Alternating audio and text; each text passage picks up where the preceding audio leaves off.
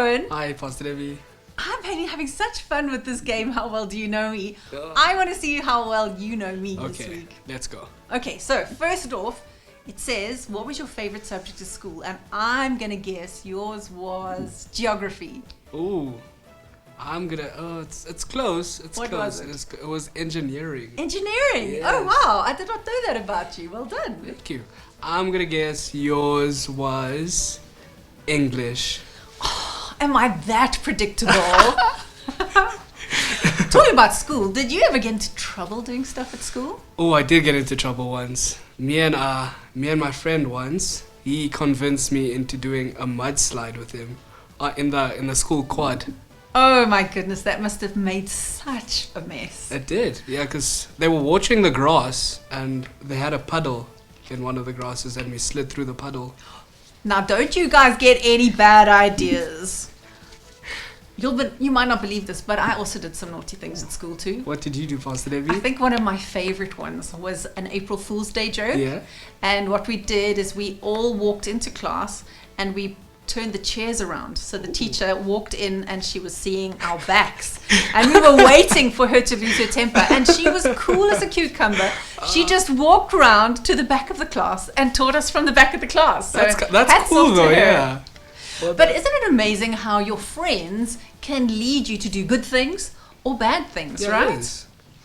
And I think that ties in with what we're going to be talking about today, which is to choose your friends wisely because they can lead you to do things that are going to be good Or bad. or bad. That's right.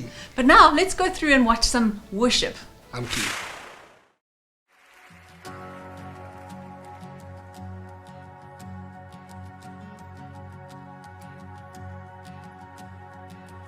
Who am I that the highest king would welcome me?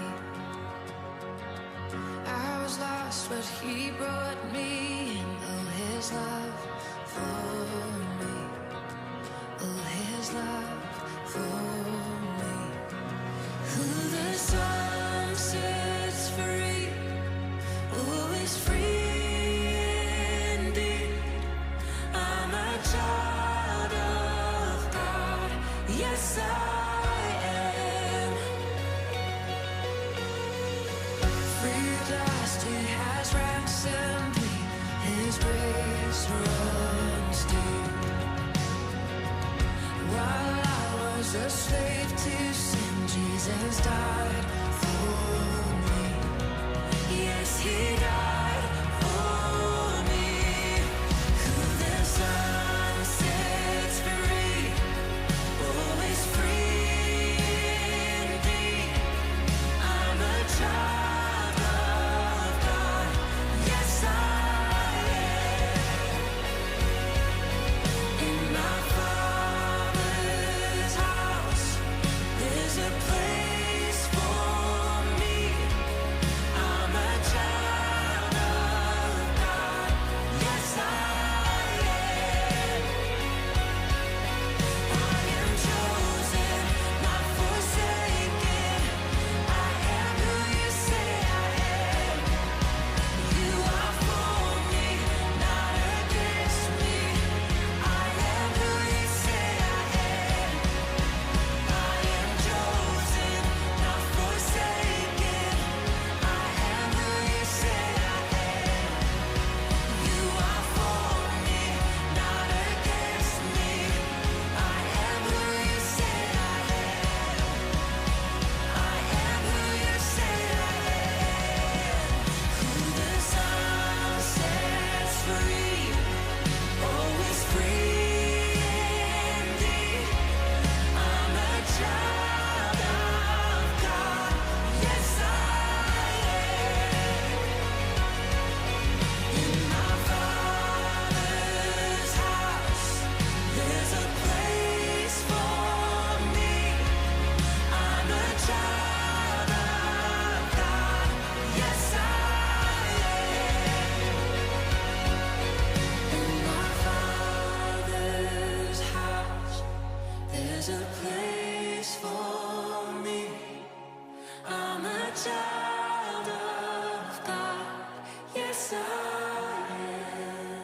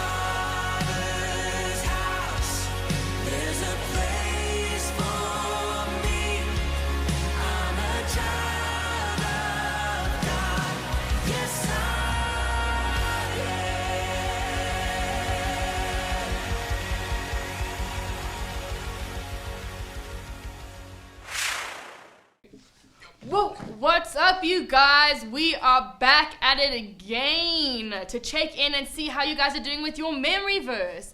Have you guys been being a good example and teaching it to people that you know?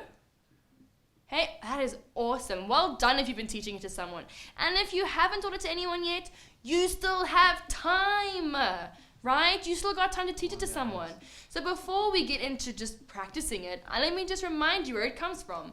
So our verse comes from 1 Timothy 4 verse 12. And it says, "Don't let anyone think less of you because you are young, but be an example to all believers in what you say, in the way you live, in your love, your faith, and your purity." Alright, so just as a recap, we're going to sing it with you guys. But this second time, we are going to leave some words out and see if you guys can fill in the blanks. Are you guys ready and up for the challenge? Okay, let's see. Do you guys think they're ready for the challenge? I think so. You think so? I think they can do it. Okay, well then let's I have faith. let's do a practice run and then we'll head straight into Cool. into theirs. Okay, are you ready? Yeah. And a 5, 6, 7, 8. Don't let anyone think less of you because you are young. Be an example to all believers in what you say, in the way you live, in your love, in your faith, and your purity. 1 Timothy 4 verse 12. 1 Timothy 4 verse 12. Alright, are you guys ready to fill in the blanks? Alright, let's go. And a 5, 6, 7, 8. Don't let anyone because you be an example to in what you say, in the way you, in your love, in your and your purity. 1 Timothy 4. Hey, good job, you guys. I hope that you were able to nail that. And you know what? If you haven't taught it to anyone yet, go be an example and go teach it to your sisters, to your cousins, to your grandparents. Just because you are young doesn't mean that you can't make a difference in someone else's life. All right, guys, have a wonderful week, and we'll see you next week. Peace out.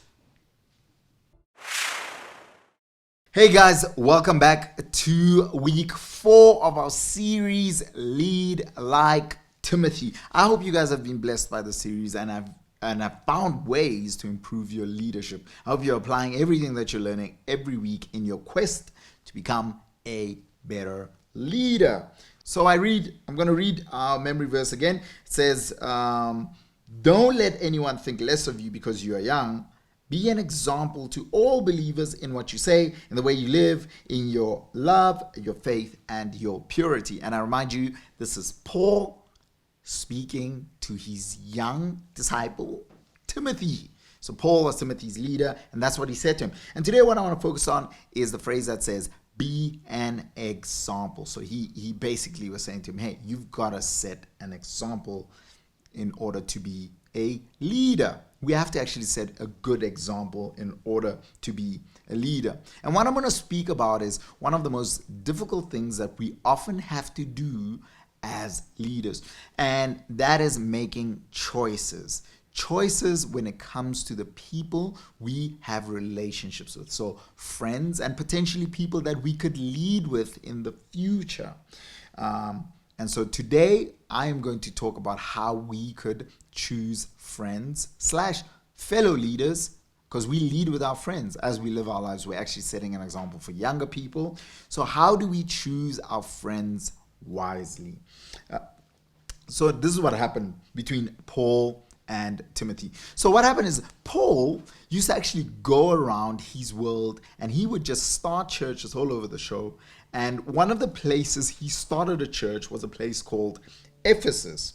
And so he went to Ephesus, they started this church. But what actually happened over time is that the people at Ephesus and some of the leaders at Ephesus had actually become corrupt. Now, I don't know if you can think of 1, 2, or perhaps 3 corrupt leaders that you know. Maybe somebody that was elected as a prefect and they started out pretty well. They had a great heart. They treated everyone well. But over time, the power started to get to their head. They started flexing on everyone. You know what I'm talking about? Have you ever had an experience like that? Or maybe it's a famous leader that you know about, a politician, a church leader, or something like that. A leader who used to be a good leader but lost their way. So that's what happened with the leaders in Ephesus. And so Paul comes up with this brilliant plan. It's where he's going to send this young leader, you guessed it, Timothy, to this church and get him to pick some new leaders, some good, strong leaders to lead the church in Ephesus. So we're going to find out how Timothy went about picking those leaders. And those essentially would have been some of his friends, because he would have had to do everyday life with him. So he had to choose very wisely. So let's see what Timothy did. So Paul said to him, okay, go out to this church and pick leaders, and this is how you are to choose them. So the first thing that Timothy had to look for was the way in which these people related to their family members. So as we go about choosing relationships to start with people, maybe you're looking for a new friend or friends, or you're trying to grow your friendships, ask yourself this question: how do they treat their family? Listen to the way they speak to their parents. Listen to the way they speak to their siblings. And a good leader is always going to treat their family really, really well. So that's one of the things that we're looking out for. And now another thing that Paul was advising Timothy about is, with the leaders that were previously at Ephesus, they started to become rude and pretty selfish. They only thought about themselves and were pretty mean to the people around them. And so that's one of the areas we can look for as we pick good leaders. Let's choose people, as we find friends as well. Let's choose people that are not selfish, but that are thoughtful for others and not rude, that speak to other people with care and with respect. Another thing that Paul helped Timothy to use as an evaluation is, he said the leaders ought to treat the fathers, meaning the older people, with respect, the older men with respect in the church, and to treat other boys and girls like their brothers and sisters, to talk kindly to them, to be good to them, to be essentially friendly to them. If you're looking for friends, that should be your metric as well. Use that to measure. If somebody that you want to be friends with isn't friendly with other people, chances are over time they won't be friendly with you. And so I remind you that there's healthy family relationships, respect when dealing with people. And this is what Paul also said to Timothy about leadership. He said, if somebody aspires to be a church leader, he desires an honorable position. What he was actually saying was, being a leader is a great thing. We shouldn't be afraid of being a leader because it's difficult, but it's a great thing. So here's my challenge to you this week, is as you choose friends, and remember, you're a leader. You don't need a position to be a leader, but there are younger people that are looking up to you. And so as you choose friends, meaning fellow leaders that you can lead with, choose wisely. Find people that respect their family. Find people that love other people, that are kind to other people, that are not selfish but are thoughtful of other people. And remember, it's actually a good thing to be a leader. So as you go about your everyday life, I want to challenge you to be motivated and excited to lead like Timothy. Remember, don't let anybody look down on you because you're young, but be an example. Hope you guys were blessed by this. Until next time, goodbye. We're going to play our game called How Well Do You Know Me? And first up, we have Teacher Brighton. Would Teacher Brighton like Spider-Man or Batman? Spider-Man it is. Does Teacher Brighton like summer or winter? It's summer for him. Rock climbing or paintballing? It's rock climbing. Pancakes or waffles?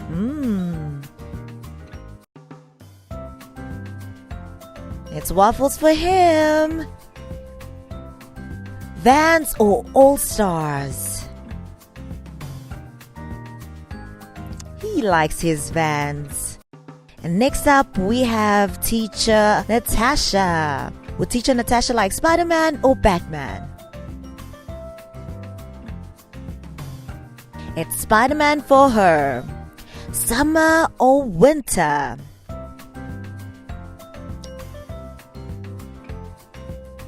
Summer for her.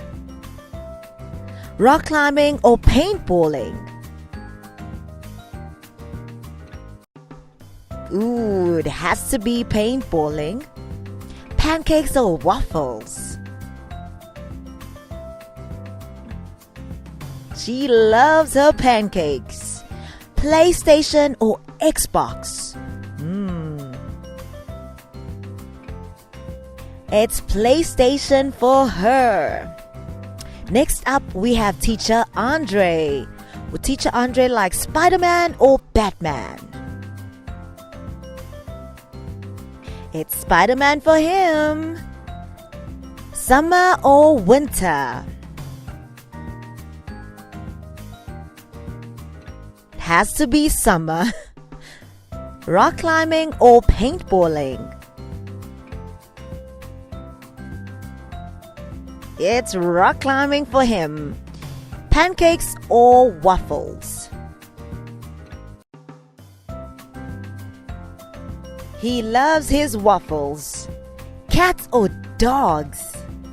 Ooh, that's a tough one.